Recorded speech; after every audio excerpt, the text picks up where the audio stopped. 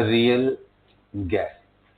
इससे पहले देखो आपने जो भी चीज पढ़ा है वो हमने गैस के बिल्कुल आइडियलाइज्ड वर्जन को पढ़ा है।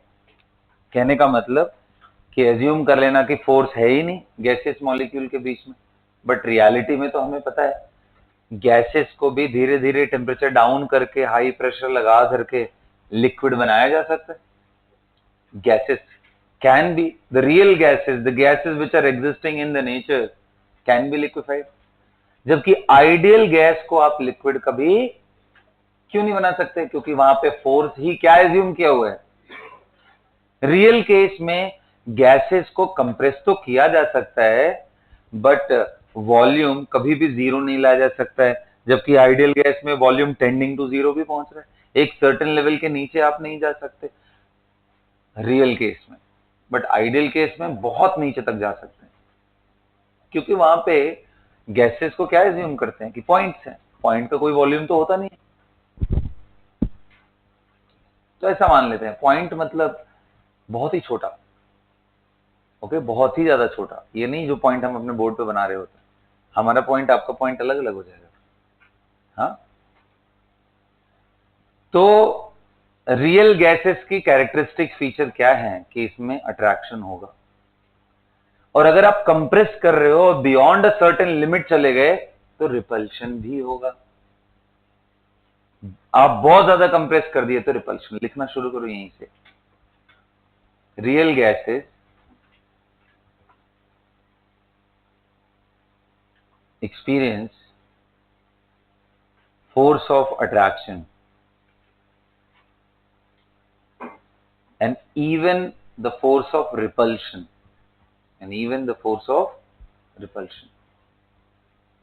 आप ब्रैकेट में लिखो कब रिपल्शन एक्सपीरियंस करेंगे, कब एक्सपीरियंस करेंगे बताओ। अगर मान लो आपने इनको ऐसे रख रखा है, दूर दूर है, मतलब आपने कंटेनर का वॉल्यूम इतना रख रखा है कि बहुत दूर दूर है पिस्टन लगा करके। वही मैं बोलूं यार इसको इतने छोटे से उसमें ला करके आपने कंप्रेस कर दिया, ये कंप्रेस कर दिया, तो कितने लोग कह रहे हैं फिर तो एक दूसरे को टच करने वाली हालत आ जाएगी, और जब एक दूसरे को टच करने वाली हालत आ जाए आप उस टाइम पे उन्हें दबाओगे तो वो तो रिटेलिएट करेंगे, इजंट इट। एक दूसरे को वो रिपेल कर रहे होंगे क्योंकि ये इसको कंप्रेस करने की कोशिश कर रहा है, ये इलेक्ट्रॉन एक दूसरे में पेनिट्रेट नहीं करना चाहेंगे, रिपल्शन होगा तो उसको धक्का देने की कोशिश करेंगे। So this is the stage where repulsion takes place. लिखो repulsion, even repulsion takes place ना, लिखो उसी के अंदर लिखो repulsion will takes place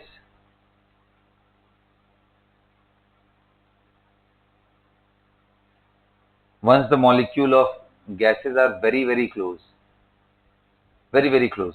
diagram दिखा लो, यहां रिपल्शन होंगे, यहां मॉलिक्यूल एक दूसरे को रिपेल कर रहे होंगे।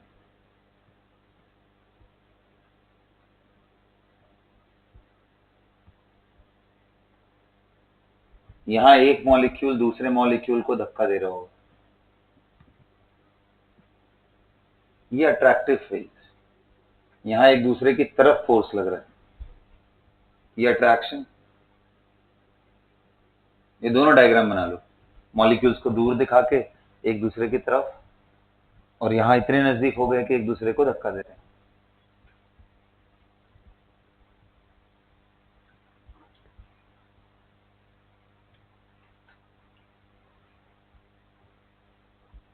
तो यानी पहला पॉइंट था कि फोर्स हमारा जीरो नहीं है, ये अट्रैक्टिव भी है एंड रिपल्सिव भी। एंड दूसरा पॉइंट ये है कि वॉल्यूम ऑफ gaseous molecules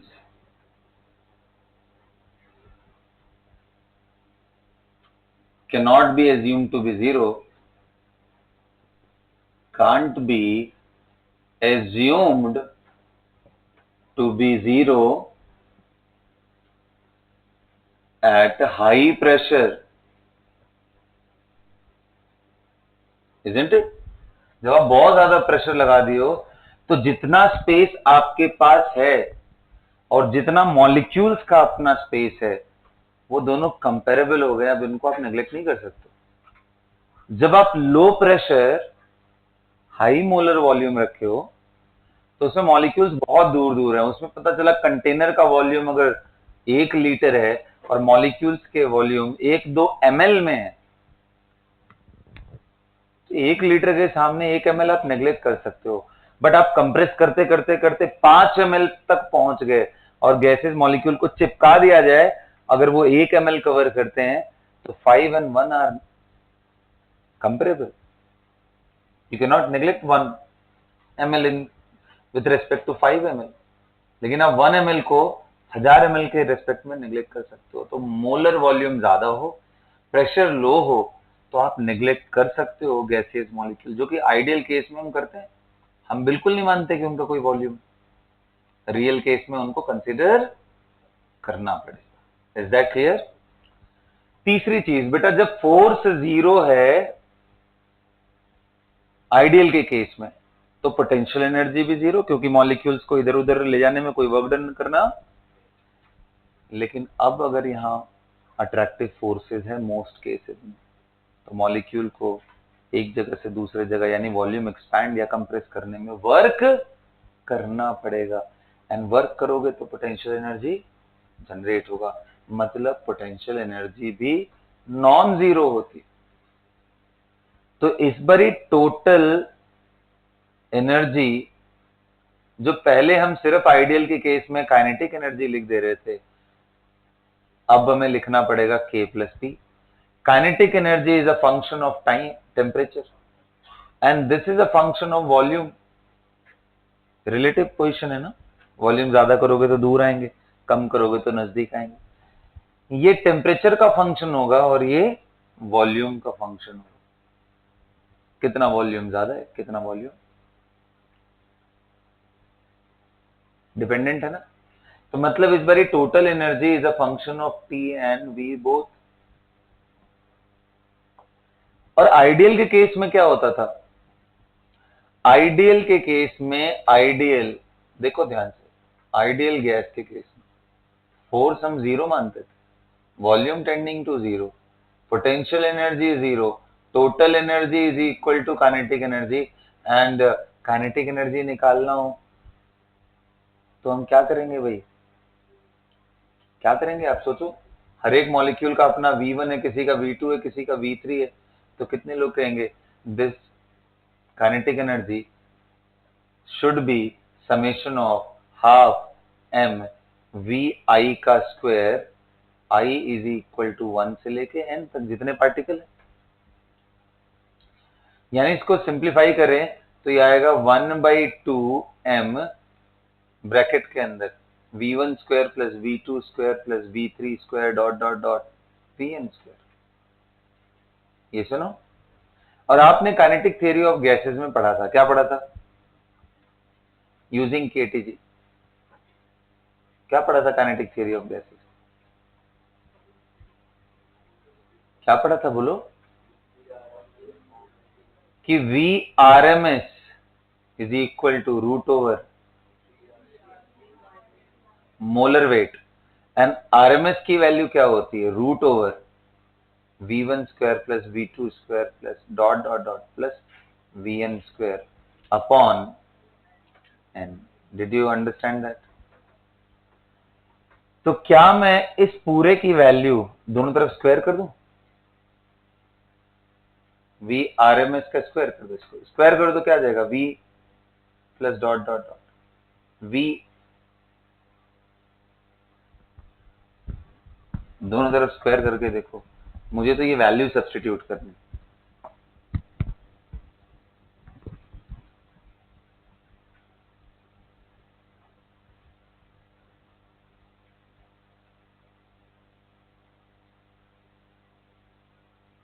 यहां से क्या मैं ऐसा लिख सकता हूं? v1 square plus v2 square plus dot dot dot plus vn square upon n is equal to 3RT by m।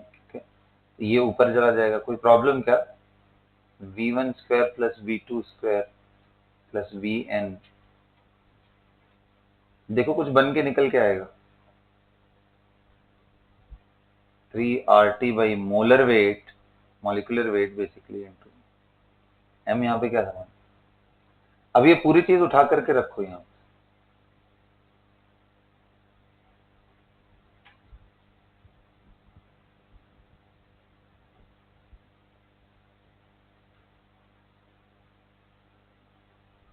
रखते हैं। क्या आएगा ये?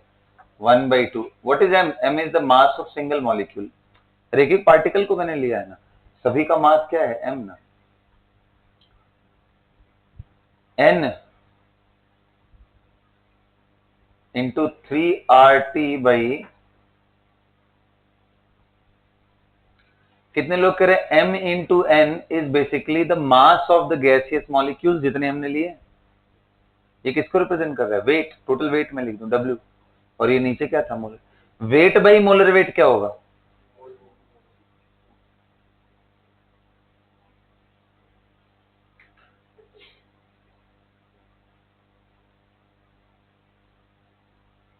Because small m is equal to mass of single molecule of gas, where n is the total number of particle। आपको पता है। तो आप देखो ये मास अपॉन मोलर मास, ये 3/2 का फैक्टर 3/2 nRT, ये है काइनेटिक एनर्जी का एक्सप्रेशन एवरीवन। इसलिए मैं बोल रहा था टेम्परेचर डिपेंडेंट है सिर्फ यहाँ पे। तो ये याद रहना चाहिए आपको, काइनेटिक एनर्जी 3/2 nRT। कौन सी काइनेटिक एनर्जी? इसमें हमने सिर्फ क्या माना है? Rotation, sorry, translational kinetic, rotational, vibrational, ये और भी टर्म होते हैं जिनको आप आगे थर्मो में सीखोगे। थर्मो के अंदर फिजिक्स में law of equal partition of energy, वहां से सीखोगे वैल्यू कितनी। तो आपको फाइनली नोट करके लिखना है क्या, क्योंकि ये जो V1 V2 ये सब क्या है? ट्रांसलेशनल एनर्जीज है। कौन सी एनर्जीज हैं ये सब? These are translational. So note average translational kinetic energy, average translational kinetic energy is equal to average translational energy, kinetic energy का एवरेज लिया है। देखो ना, ये half m v1 square, half m v2 square, ये सब क्या है? ये वैल्यू कितनी आई है बेटा? 3/2 nRT, where n is the number of mole। कोई आपसे पूछे एक सिंगल मॉलिक्यूल का काइनेटिक एनर्जी कितना होगा, तो यार मोल की जगह क्या लिख दो? 1/n। अरे एक मॉलिक्यूल का मतलब मोल कितना हुआ? 1/। तो translational kinetic energy of single molecule, translational K of single molecule is equal to 3/2 mole के जगह 1 एवोगाड्रो नंबर इंटू RT। आपको बताऊं, R/Na को एक फैक्टर बोलते हैं, बोल्ट्जमैन कांस्टेंट K। इसको लिखा जाता है 3/2 KT, जहां पे K की वैल्यू R/Na है और इसको बोलते क्या है? Boltzmann constant. क्या बोलते हैं? बोल्ट्जमैन कांस्टेंट, ये K।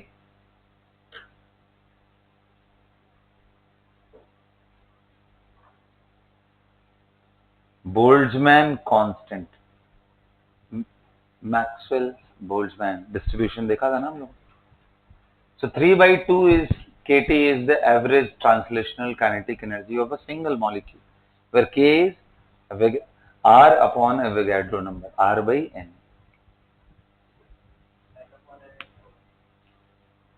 n upon n क्या बोल रहा है यार? एक अकेले मॉलिक्यूल का पूछ रहा हूँ, एक मॉलिक्यूल का मोल कितना होगा? If you have one number, what will B number of mole? Given number is 1 divided by Avogadro number. तो वही तो लिखा।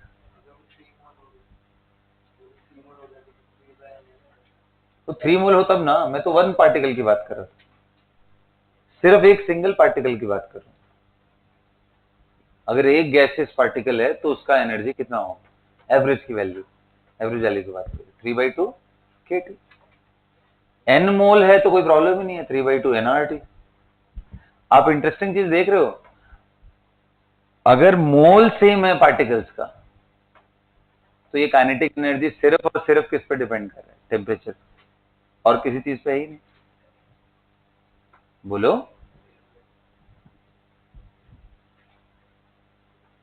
सिर्फ टेम्परेचर डिपेंडेंट होती है kinetic energy. 3/2 K will be a constant value for all the gases. R value will always be same. Na is always same. R by Na is a fixed value.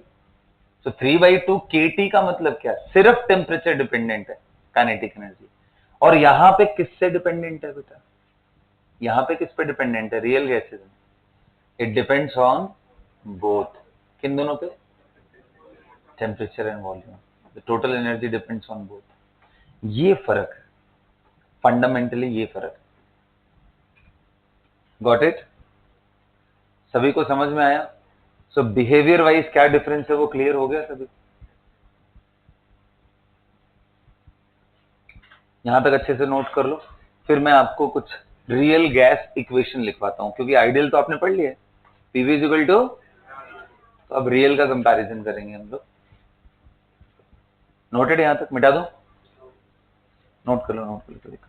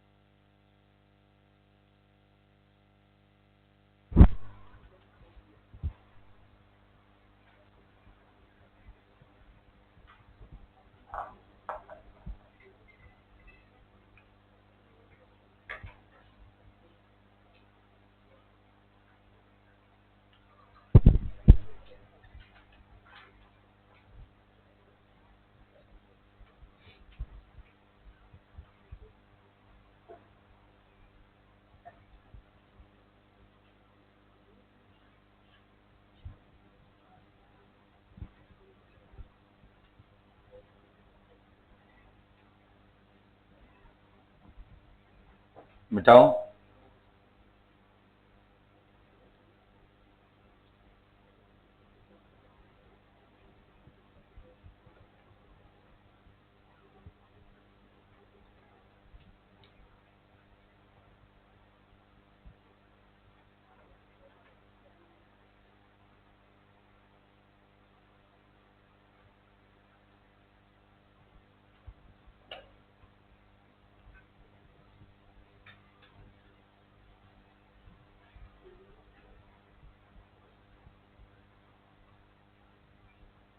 मिटा दे रहा हूं,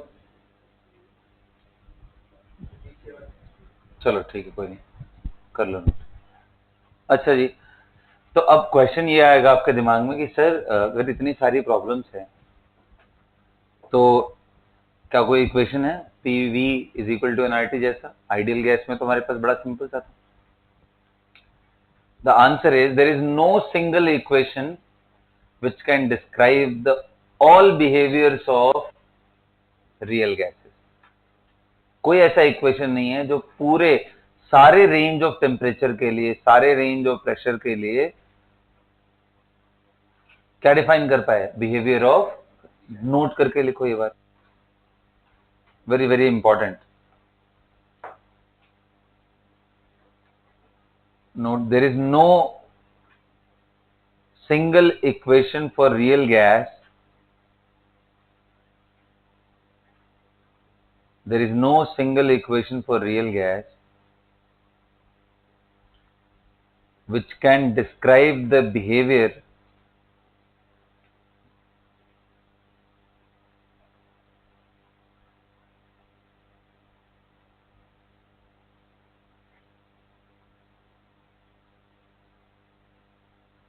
of real gas at all range of temperature and pressure।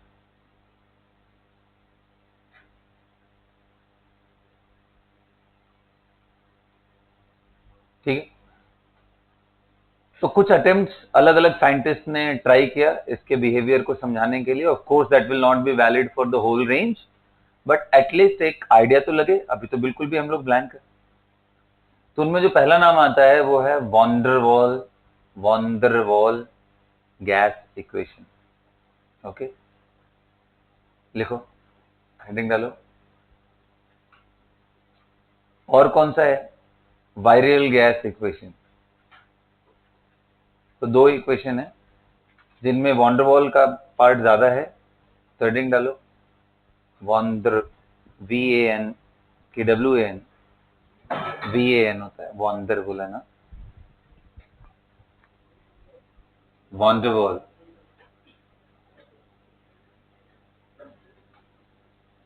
वॉन्डरवॉल्स gas equation और real gas equation क्या है भाई? तो देखो, जो उन्होंने इक्वेशन दिया है वो समझते हैं, बहुत अच्छे से समझते हैं। उनका जो इक्वेशन है वो ऐसे है, ध्यान से सुनो। P plus small a n square by v square v minus nb is equal to nRT। लिखो। या फिर इसको ऐसे समझा जा सकता है, capital P plus small p v minus small v is equal to nRT, जहां पे P a n square by v square के बराबर होता है और इसका नाम है pressure correction.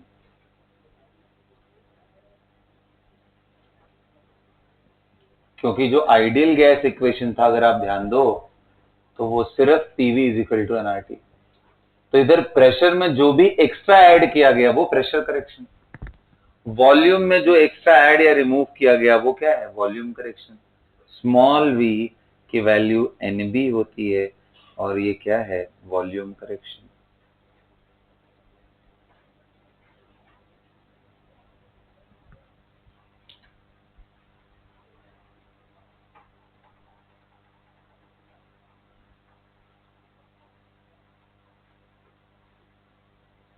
Pressure correction and volume correction. कौन सा इक्वेशन है ये? Van der Waals gas equation, या इसका दूसरा नाम क्या है? रियल गैस इक्वेशन इसको बोलते हैं। अब आप थोड़ा सा मैं समझाता हूं कि ये P N बाई V के प्रोपोर्शनल क्यों है। अगर आप ध्यान से देखो तो P प्रोपोर्शनल टू, ये क्या है? Pressure correction proportional to N by V का whole square, volume correction proportional to N। ये जो A N B है ना, ये क्या है? हाँ, van der Waal gas parameter.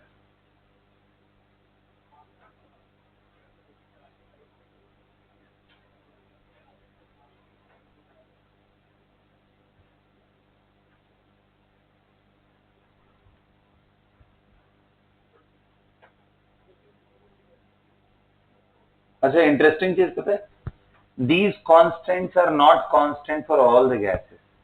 हर गैस के लिए अलग अलग होंगे। The value of A and B will be different for different gases।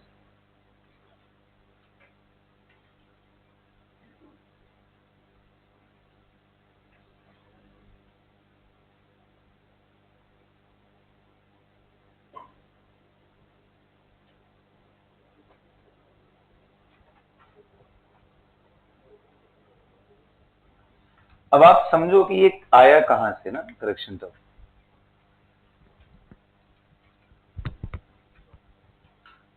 लेकिन उससे पहले कि मैं आपको समझाऊं, आप पहले मुझे ये बताओ, what will be the unit of a and b in terms of most common unit, pressure ATM, volume litre. उस टर्म में आप बताओ what is the unit of a and b. तो फिर मैं आपको समझाता हूं unit of a and b. बताओ बताओ बताओ।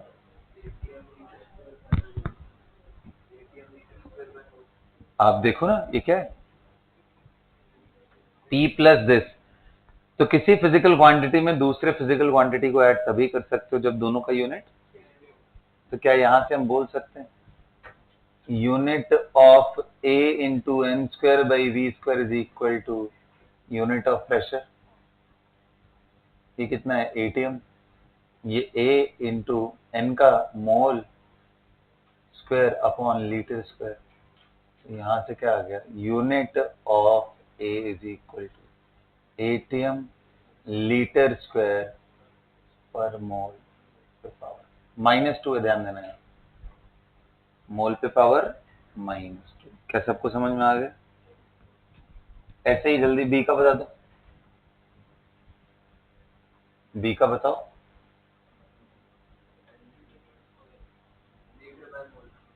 यहां so N into B is equal to क्या, वी का यूनिट, तो एन मोल होता है, unit of B is equal to litre. So unit of B कितना आ गया, लीटर पर मोल। हाँ जी, अब समझते हैं कि सर ये ए एंड बी क्या रिप्रेजेंट करते हैं और ये किस चीज को डिस्क्राइब करता है, कैसे आया ये टर्म। देखो जरा ध्यान से, ध्यान से देखो।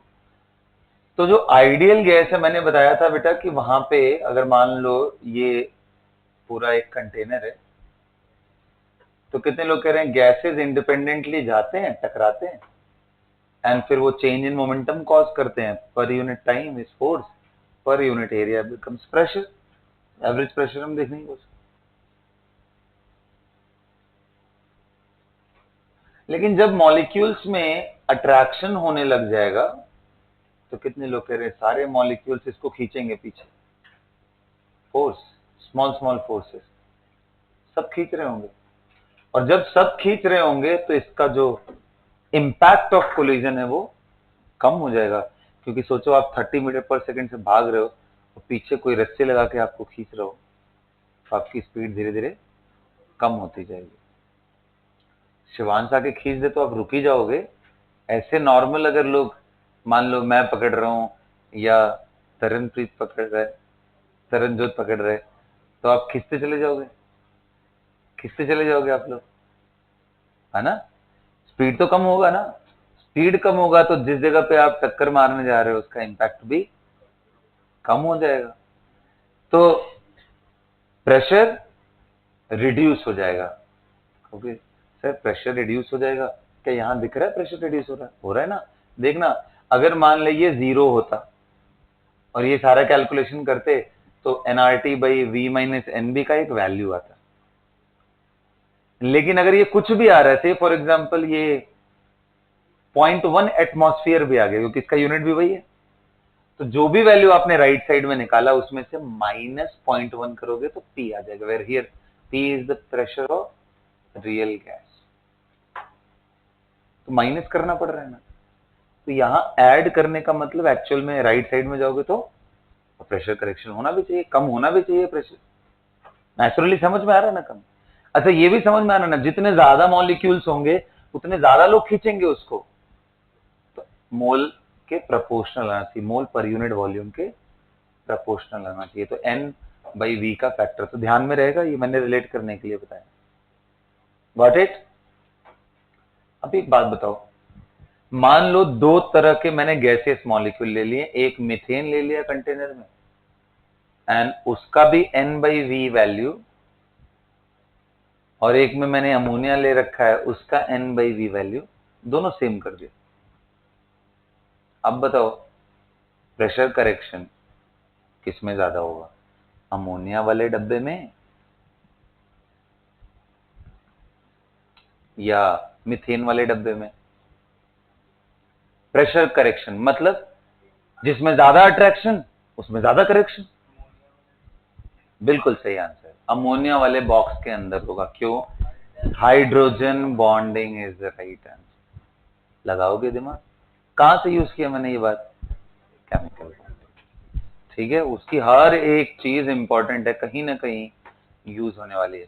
तो अमोनिया में हाइड्रोजन बॉन्डिंग है sir, intermolecular force of attraction strong है, इसलिए वहां पे ज्यादा डिस्टर्ब करेगा मॉलिक्यूल्स को, तो प्रेशर में करेक्शन भी ज्यादा आएगा। तो इसलिए ए क्या डिनोट करता है, अट्रैक्टिव फोर्सेस को क्या डिनोट करता है? बी जो हमने लिया है, B B B for Bombay वाला बी, ठीक है। ये क्या रिप्रेजेंट करता है? Molecular size. क्या रिप्रेजेंट करता है? जितना बड़ा मॉलिक्यूलर साइज होगा, कितने लोग कह रहे कंप्रेस करते करते उतना ज्यादा वॉल्यूम कवर करेंगे, और जितना ज्यादा उसके नीचे जाएंगे तो वो रिपेल करेंगे। तो बी मॉलिक्यूलर साइज को रिप्रेजेंट करता है, बट कंप्रेस करते टाइम पे वही रिपल्सिव फोर्स के लिए भी रिस्पॉन्सिबल है।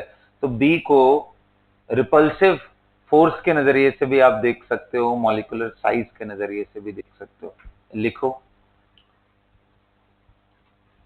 The parameter A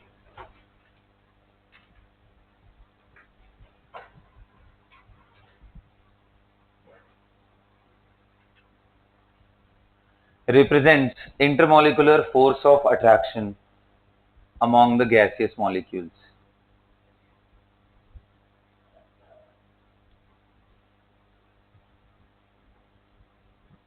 Whereas B, the parameter B, represents molecular size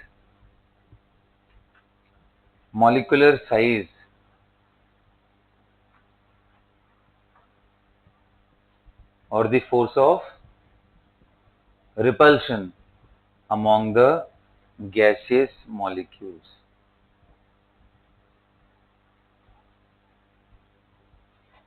Among the gaseous molecule. सभी को समझ में आ गया? बोलिए। तो सर ये स्मॉल v जो आपने बोला वॉल्यूम करेक्शन, ये क्यों लगाया गया? चलो प्रेशर करेक्शन तो समझ में आया, क्योंकि मॉलिक्यूल्स खींच रहे होते हैं, इसलिए जो इंपैक्ट आना चाहिए उससे थोड़ा कम आएगा, तो ये तो समझ में आया। ये कैपिटल V क्या है और ये NB क्या किया है आपने इसमें से निकाल कर?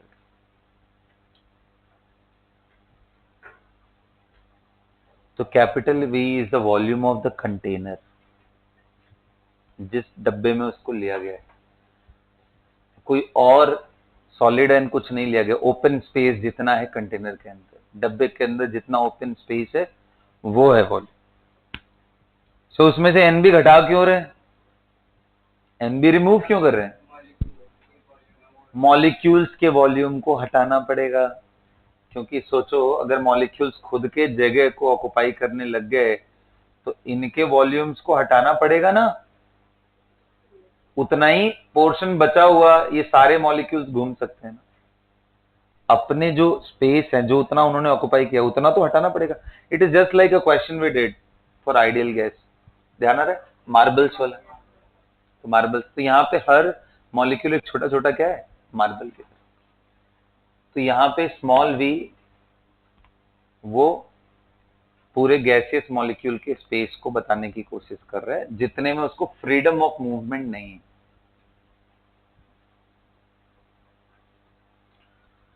सभी को समझ में आ रहा है ना? बोलो। ये अट्रैक्टिव, यहां तक सबको क्लियर है? और कोई डाउट है किसी को यहाँ पे? नहीं ना? सो बी किसको रिप्रेजेंट कर रहा है? मॉलिक्यूलर साइज को, क्योंकि जितना साइज उसका बड़ा होगा उतना ही ज्यादा स्पेस आपको रिमूव करना पड़ेगा, इसलिए बी साइज का रिप्रेजेंटेशन है, रिपल्शन का रिप्रेजेंटेशन है, ए किसका रिप्रेजेंटेशन है। सो इनके यूनिट वगैरह सब चीज क्लियर हो गए। कल एक टॉपिक पढ़ाऊंगा, बड़ा इंपॉर्टेंट है, कंप्रेसिबिलिटी फैक्टर क्या होता है, इसी पे बेस्ड है, बड़ा इंपॉर्टेंट है, बता दे रहा हूं अभी से, आप सुन लो। Compressibility factor Z is defined as the ratio of PV upon nRT, या V by N को अगर मैं मोलर वॉल्यूम बोल लूं, PVM upon RT. That's how Z is completely defined.